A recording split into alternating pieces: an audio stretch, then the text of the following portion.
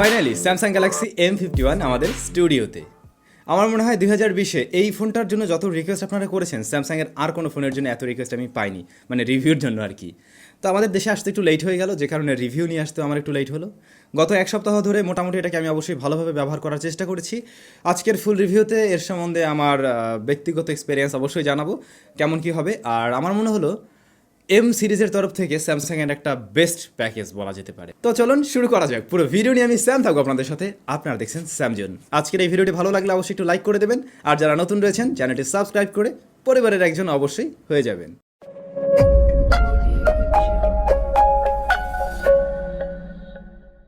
আমাদের আজকের ভিডিওটি স্পন্সর করেছে গ্যাজেট কিং, যাদের শপে বর্তমানে গ্যালাক্সি M51 অ্যাভেলেবেল রয়েছে। আর তাদের শপ রয়েছে বসুন্ধরা সিটি লেভেল 5-এ। ভিডিও ডেসক্রিপশনে তাদের শপের যাবতীয় ইনফরমেশন দেওয়া থাকলো। গ্যালাক্সি M51-এর 6/128GB ভ্যারিয়েন্ট তাদের শপে পাওয়া যাবে 30,500 টাকায়। তবে দাম কমতে পারে, তাই অবশ্যই ভিডিও ডেসক্রিপশন চেক করবেন এবং তাদের সাথে যোগাযোগ করে দেখতে পারেন। এই হচ্ছে গ্যালাক্সি M51, বেশ বড়সড় একটি স্মার্টফোন। এক হাতে নিয়ে ব্যবহার করতে গিয়ে একটু সমস্যা হতে পারে, তবে আস্তে আস্তে এর সাথে ইউজ টু অবশ্যই হয়ে যাবেন। এই ফোনটা টোটালি প্লাস্টিক বিল্ড, রেয়ার প্যানেলটিও প্লাস্টিকে তৈরি, তবে সেটা গ্লোসি ফিনিশড, দেখতে বেশ ভালো লাগবে। কিন্তু একটা বিষয় দেখে খুবই আশ্চর্য হয়েছি, তা হলো এর ক্যামেরা মডিউলটি। যেখানে আমরা এই সময় প্রত্যেকটা ফোনে দেখতে পাই যে ক্যামেরা মডিউলটি অনেক উঁচু বা বাম্প থাকে, যেটা টেবিলের উপরে রাখলে এরকম করে। তো এই ফোনটা একেবারেই প্লেন, 64 মেগাপিক্সেল থাকা সত্ত্বেও এখানে স্যামসাং কীভাবে সেট করেছে তারাই জানে, এজন্য একটা থামস আপ। কিন্তু একটা বিষয় আমার মোটেই ভালো লাগেনি। ইন্ডিয়াতে এর বেস ভ্যারিয়েন্টের মূল্য হলো 25,000 রুপি। সেই হিসেবে বাংলাদেশে এই ফোনের দাম রয়েছে এই মুহূর্তে 30,500, বা আনঅফিসিয়ালভাবে এই দামে বিক্রি হচ্ছে। যেহেতু 30,000 টাকায় বিক্রি হচ্ছে, 30,000 টাকায় এর রেয়ার প্যানেলটি প্লাস্টিক, যেটা আমার কাছে আসলে খুব একটা ভালো লাগেনি। এই বিষয়টাকে যদি আপনি কনসিডার করতে পারেন, তাহলে এর মাঝে আরও অনেক কিছু পেয়ে যাবেন, যেগুলো হয়তো বা এই বাজেটে আপনার জন্য ঠিকঠাক মনে হতে পারে। এই ফোনটাতে আমরা রেগুলার পোর্টস অ্যান্ড বাটন পেয়ে যাচ্ছি। এখানে যে হোম বাটন, সেটাই কিন্তু ফিঙ্গারপ্রিন্ট স্ক্যানার হিসেবে ব্যবহার হচ্ছে। সেকেন্ডারি নয়েজ ক্যান্সেলেশন মাইক রয়েছে 3.5mm হেডফোন জ্যাক পোর্ট, আর থাকছে ডেডিকেটেড সিম কার্ড স্লট, 2টি সিম প্লাস একটি মেমোরি কার্ড ব্যবহার করতে পারছেন। 6.7 ইঞ্চের বিশাল বড় একটা ডিসপ্লে দেওয়া হয়েছে, যা হলো সুপার অ্যামোলেড প্লাস। মানে স্যামসাংয়ের যে রেগুলার আমরা সুপার অ্যামোলেড দেখতে পাই, তার চাইতেও এক স্টেপ উপরের বা আরেকটু বেটার কিছু। সিরিয়াসলি আরেকটু বেটার কিছুই এখানে। মানে এর ডিসপ্লেটার প্রেমে আপনি পড়তে বাধ্য। আমি বলবো এই বাজেটে আমরা যতগুলো ফোন পেয়েছি, তাদের সব ফোনের ডিসপ্লেকে সে বিট করতে পারবে অনায়াসে। মানে সুপার ডুপার একটা ডিসপ্লে দেখলে পরেই জাস্ট তাকিয়ে থাকতে মন চায়। কারণ হলো এখানে স্যামসাং ডিসপ্লেটা তো ভালো দিয়েছেই, একই সাথে এর ডিসপ্লের চিন বা বেজেলস এতটা ন্যারো রেখেছে, যেটা আমরা এরকম বাজেটে খুব একটাও দেখতে পাই না। তো এটা একটা ভালো লাগার মতো জায়গা ছিল। কারণ কি, আমরা একটা ফোনের ডিসপ্লেটার দিকেই কিন্তু তাকিয়ে থাকি সারাক্ষণ, ওটাতেই সব কিছু দেখতে হয়। কিন্তু হ্যাঁ, এর ডিসপ্লেতে একটা জিনিস আমার পার্সোনালি ভালো লাগেনি, বা এটা অন্যরকম হলে একটু ভালো হতে পারতো। তা হলো এটাতে একটা সিঙ্গেল পাঁচল দেওয়া হয়েছে সেন্টারে, টপের সেন্টারে দেওয়া হয়েছে, যেটা স্যামসাংয়ের বর্তমান ফোনে আমরা দেখতে পাই অনেক ন্যারো রাখা হয়, অনেক ছোট রাখা হয় আর কি। সেই হিসেবে এটা মনে হলো একটু বড়। তো এটা আবার অনেকের কাছে কোনো ব্যাপারও না, হয়তো তারপর আপনাদের ভালো লেগে যেতে পারে। এর বাইরে এর ডিসপ্লে নিয়ে কমপ্লেন করার কোনো জায়গা নেই। খুবই কালারফুল, ভাইব্রেন্ট, আর ডিসপ্লেতে কোনো ধরনের নেগেটিভিটি নেই। আর কালো কালারটা খুবই অ্যাকুরেট দিচ্ছিল, যেটা দেখতে অবশ্যই বেশি ভালো লাগবে। এর ডিসপ্লে টাচ রেসপন্স খুবই ভালো পেয়েছি। কিন্তু হ্যাঁ, এখানে আরেকটা জিনিসের একটু কমতি পেয়েছি, তা হলো ডিসপ্লের প্রোটেকশন। দেওয়া হয়েছে Corning gorilla glass 3। Corning gorilla glass 5 হলে বিষয়টা আরও জমতে পারতো, আরও ভালো হতো। আপনাদের জন্য সাজেস্ট থাকবে এর উপর একটা গ্লাস প্রোটেক্টর ব্যবহার করে নেবেন, সেই ক্ষেত্রে আর সমস্যায় পড়ছেন না। তো ফাইনালি যেটা বলা যায়, আমার বিশ্বাস আপনারা এই বাজেটে এর ডিসপ্লে নিয়ে 100-100 সন্তুষ্ট থাকবেন। ডিসপ্লেকে 10-9 অবশ্যই দেওয়া যায়। এবার আসা যাক ব্যাটারিতে। এই ফোনের কিন্তু এটা একটা বিশেষ আকর্ষণীয় পার্ট। মোবাইল ফোনটাতে দেওয়া হয়েছে 7,000 mAh ব্যাটারি, মানে কোম্পানিটা দাবি করছে, যদিও এতে রয়েছে 6,800, অলমোস্ট 7,000 বলে চালিয়ে দেওয়া যায়। তবে 7,000 mAh বা 6,800 mAh, এটা কিন্তু বিশাল বড় একটা বিষয়। আর বক্সেই পেয়ে যাচ্ছেন 25 ওয়াটের চার্জার। ওই চার্জার দিয়ে এই ফোনটিকে চার্জ করতে সময় লেগে যাচ্ছিল 1 ঘন্টা 50 মিনিটের মতো। চার্জিং ব্যাকআপ আপনি অনায়াসে 2 দিন পেয়ে যাবেন। যদি আপনি রেগুলার ইউজার হয়ে থাকেন, 100% আপনি 2 দিন ব্যবহার করতে পারছেন। আর যদি আমার মতো ইউজার হন বা একটু হেভি ইউজার হয়ে থাকেন, সেই ক্ষেত্রে আমি বলবো 1 দিন প্লাস সময় আপনাকে অনায়াসে চালিয়ে নিতে পারবেন, আপনি যত বড়ই মানে ওই লেভেলের ইউজার হন না কেন। এখন যদি একটানা খালি গেমেই খেলতে থাকেন, সেই হিসাবটা আলাদা।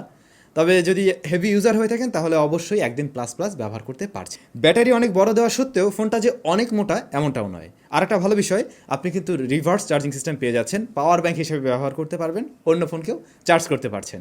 ফোনটাতে রয়েছে সাইড মাউন্টেড ফিঙ্গারপ্রিন্ট স্ক্যানার। এখানে স্যামসাং একটু কস্ট কাটিং করেছে আর কি, তারা চাইলে আন্ডার ডিসপ্লে একটা ফিঙ্গারপ্রিন্ট স্ক্যানার দিয়ে দিতে পারতো, তবে এই ধরনের ফিঙ্গারপ্রিন্ট আবার অনেকেরই পছন্দ হয়ে যায়। আর এখানে যেটা দেওয়া হয়েছে এটা সুপার ফাস্ট এবং সুপার অ্যাকুরেটই বলা যায়, সো এটা নিয়েও সমস্যায় পড়ছেন না, আশা করছি এটাই ভালো লাগবে।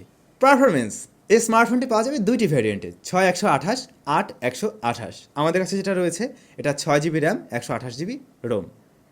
এর স্টোরেজ টাইপ হিসেবে রয়েছে UFS 2.1, LPDDR4X এর র্যাম রয়েছে এখানে। প্রসেসর সেকশনে দেওয়া হয়েছে Qualcomm Snapdragon 730G octa-core processor, যেটা খুবই পরীক্ষিত একটি প্রসেসর। আমরা অনেক ফোনে ব্যবহার হতে দেখেছি এটা, ইভেন হয়তো আপনারা অনেকে অলরেডি এটা ব্যবহার করছেন। তবে 30,000 টাকায় এটাকে খারাপও বলা যায় না, আবার এক হিসাবে খুব যে হামরি কিছু এমনটাও নয়, কারণ এই বাজেটে আমরা হয়তো এখন আরেকটু বেটার প্রসেসর পেয়ে যাব। কিন্তু হ্যাঁ, দিন শেষে এটা স্যামসাংয়ের ফোন, ব্র্যান্ড ভ্যালু রয়েছে, সেই হিসেবে বিবেচনায় হয়তো বা অনেকেই আবার এটাকে চয়েসও করে নেবেন। আবার এই প্রসেসরটাকে যে ফেলিয়ে দেবেন এমনটাও কিন্তু নয়, অবশ্যই সেরকমটা নয়। রেগুলার কাজগুলো এই প্রসেসর খুব সহজেই হ্যান্ডেল করতে পারে, আপনারা জানেন, কোনো ধরনের সমস্যা হওয়ার কথা নয়। আর স্যামসাংয়ের One UI এর সাথে এটা বেশ ভালো পারফর্ম করছিল, কোনো ধরনের সমস্যা পাচ্ছিলাম না। তবে হ্যাঁ, একটু হেভি টাস্কিং বা অনেকগুলো কাজ একসাথে করতে গিয়ে মাঝে মাঝে মনে হলো অ্যাপ ওপেনিংয়ের ক্ষেত্রে একটু ডিলে করে। এটা মানে একদম মাঝে মাঝে, একেবারে প্রো লেভেলের যখন আপনি ইউজ করতে যাবেন তখন, এছাড়া সমস্যা হওয়ার কথা নয়। আপনারা খুব ভালো করে জানেন এই প্রসেসরটা গেমিংয়ের জন্য বেশ ভালো কিছু। পাবজি এখানে আমি প্লে করেছিলাম COD, খেলা হয়েছিল অ্যাসফল্ট 9, সব কিছু খুব ভালোভাবে প্লেয়াবল ছিল। পাবজি আপনি সর্বোচ্চ HD হাই ফ্রেম রেটে খেলতে পারছেন, যেটা বেশ স্মুথলি প্লেয়াবল ছিল, ফোনটা ততটা গরম হচ্ছিল না। তবে সময়ের সাথে মনে হলো কিছুটা ফ্রেম ড্রপ লক্ষ্য করা যায়। আপনি যদি সেটিংস আরেকটু কমিয়ে খেলেন সেই ক্ষেত্রে আরও বেটার রেজাল্ট অবশ্যই পেয়ে যাবেন। COD খেলতে গিয়ে দেখলাম যে হাই সেটিংসে খেলতে গেলে কিছুটা লেগি ভাব আমি পেয়েছি, তবে মিডিয়াম সেটিংসে কোনো ধরনের সমস্যা পাওয়া যায়নি। অ্যাসফল্ট 9 খুব দারুণভাবে প্লেয়াবল ছিল, খুব দারুণ গ্রাফিক্স পেয়েছি। একই সাথে এটা যেহেতু সুপার অ্যামোলেড প্লাস, যে কোনো গ্রাফিক্স দেখতে খুবই বেশি ভালো লাগছিল, খুবই প্রাণবন্ত ছিল, আশা করছি অনেক বেশি এনজয় করবেন। গেমিংয়ের জন্য যারা কিনতে চান তাদের জন্য এটা সাজেস্ট করা যেতে পারে। আর হ্যাঁ, এটাও মনে রাখতে হবে গেমারদের কিন্তু ভালো একটা ব্যাটারি ব্যাকআপ দরকার হয়, এখানে রয়েছে বিশাল বড় ব্যাটারি। ওকে, আসলাম ক্যামেরাতে। ফোনটার রেয়ারে থাকছে কোয়াড ক্যামেরা সেটআপ, যার প্রধান সেন্সরটি 64 মেগাপিক্সেলের। মজার ব্যাপার হলো স্যামসাংয়ের ফোনে সোনির সেন্সর, সোনি IMX682 সেন্সরটি দেওয়া হয়েছে এখানে। পরবর্তী সেন্সর হিসেবে থাকছে 12 মেগাপিক্সেলের, যা আলট্রা ওয়াইডে ছবি তুলবে, আর বাকি দুটো সেন্সর 5 মেগাপিক্সেল করে, একটা ডেপথ একটা ম্যাক্রো। তো স্যামসাংয়ের একটা বিষয় আমার ভালো লাগে যে তারা অ্যাটলিস্ট ওই ডেপথ আর ম্যাক্রোতে একটু মেগাপিক্সেল বাড়িয়ে দেয়, মানে অন্য সবাই 2 দেয়, তারা অ্যাটলিস্ট সেখানে 5 দেয়। এর যে প্রাইমারি শুটার, এর থেকে খুব দারুণ ছবি পেয়েছি। তবে হ্যাঁ, এই ছবি অনেকের কাছে অনেক ভালো লাগবে, আবার কিছু সংখ্যক মানুষের কাছে এই ছবি খুব একটা ভালো নাও লাগতে পারে। কেন? এর কারণ হলো এর ছবি খুব যে ন্যাচারাল এমনটা নয়, মানে কালারগুলো একদম অ্যাকুরেট দিচ্ছিল না, কিন্তু হ্যাঁ, এর ছবি দেখতে খুবই ভালো লাগছিল। মানে ক্যামেরার যে অ্যালগোরিদমটা কাজ করছে এখানে, সেটা ছবিটাকে এমনভাবে প্রেজেন্ট করে আপনার সামনে, আপনার অবশ্যই ভালো লেগে যাবে, ভালো লেগে যেতে বাধ্য। তো ক্যামেরার রেজাল্ট আমার কাছে ওভারঅল ভালো লেগেছে। ডায়নামিক রেঞ্জ খুব ভালো পেয়েছে, আমি বলবো ডায়নামিক রেঞ্জ এই বাজেটে একদম ভালো দিয়েছে। শ্যাডো ডিটেলস ভালো ছিল, শার্পনেস নট ব্যাড ভালো, কিন্তু ডিটেলসটা মনে হয় আরেকটু বেটার কিছু আশা করা যেত, যেহেতু 64 মেগাপিক্সেল সোনি IMX-এর সেন্সর, আরেকটু ডিটেলস আমি আশা করেছিলাম। বাট তারপরেও দিন শেষে এর ক্যামেরা নিয়ে আশা করছি আপনারা সন্তুষ্ট থাকবেন। লো লাইটেও এটা খারাপ পারফরমেন্স করে না, মোটামুটি বেশ ভালো পারফর্ম করে। নাইট মোড রয়েছে, সেটা অন করে দিলে আর বেটার ছবি পাওয়া সম্ভব। 30,000 টাকা বাজেট সেগমেন্টের ফোনগুলোতে আমরা যেমন নাইট মোড পেয়ে যাই, অলমোস্ট সেরকম বলা যায় অ্যাভারেজ কোয়ালিটির। রয়েছে পোর্ট্রেট মোড বা লাইভ ফটো মোড, আপনি ব্যাকগ্রাউন্ড ব্লার করে ছবি তুলতে পারছেন, যেটা মোটামুটি ঠিকঠাক ছিল বা অ্যাভারেজের কাতারেই ছিল। আলট্রাওয়াইড সেন্সরটি 12 মেগাপিক্সেলের, এটা একটা ভালো বিষয় যে এখানেও একটু মেগাপিক্সেল আমরা বেশি পাচ্ছি, রেজলিউশনটা একটু বাড়তি। এটার রেজাল্ট মোটামুটি ভালো ছিল, কালার টালার অলমোস্ট ওই যে মেইন সেন্সর তার মতোই দিচ্ছিল। ডায়নামিক রেঞ্জ এখানেও ভালো পেয়েছি, তবে হ্যাঁ, অবশ্যই প্রাইমারি শুটারের তুলনায় এখানে রেজলিউশন কম রয়েছে, সো ওই জিনিসটার একটা ঘাটতি থাকবে। তারপরে থাকে 5 মেগাপিক্সেলের একটা ম্যাক্রো শুটার, যেটা অ্যাভারেজ রেজাল্ট করছিল। গ্যালাক্সি M51 দিয়ে ভিডিও রেকর্ড করতে পারছেন সর্বোচ্চ 4K 30 FPS-এ, এবং আপনি এখানে যদি 1080p-তেও ভিডিও করেন সেটাও 30 FPS। এইখানে আমার একটু কমতি মনে হয়েছে, অ্যাটলিস্ট 60 FPS থাকাটা উচিত ছিল। রয়েছে EIS, স্টেবিলিটি পেয়ে যাবেন, তবে আমার মনে হলো এখানে আরেকটু বেটার রেজাল্ট দিলে ভালো হতো। ফ্রন্ট ফেসিং হিসেবে রয়েছে 32 মেগাপিক্সেলের ক্যামেরা, যা মোটামুটি ভালো ছবি অবশ্যই দিচ্ছিল, যেহেতু বেশ ক্লোজ থেকে ছবি তোলা হয়, ভালো ডিটেলস পেয়ে যাবেন। তবে স্কিন টোনটা একটু সফট করে দেয়, এটা অনেকের কাছে ভালো লাগে, অনেকের আবার ভালো নাও লাগতে পারে। তারপর আশা করছি আপনাদের এর ফ্রন্ট ফেসিং ক্যামেরা পছন্দ হয়ে যাবে, বেশ ওয়াইড অ্যাঙ্গেলও ছবি নিতে পারছিল এর ফ্রন্ট ফেসিং ক্যামেরাটি। ভিডিও রেকর্ড করা যাবে 1080p 30 FPS-এ।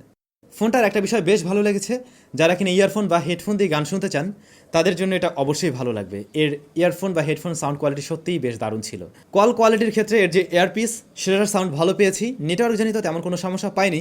তবে আমার যা মনে হলো স্যামসাংয়ের এই যে এম সিরিজের ফোনগুলোতে একটু নেটওয়ার্কিংটা দুর্বল, মানে যেখানে একদম সমস্যা সেখানে এই ফোনটা আরেকটু দুর্বল হয়ে যাচ্ছিল বলে আমার মনে হয়েছে।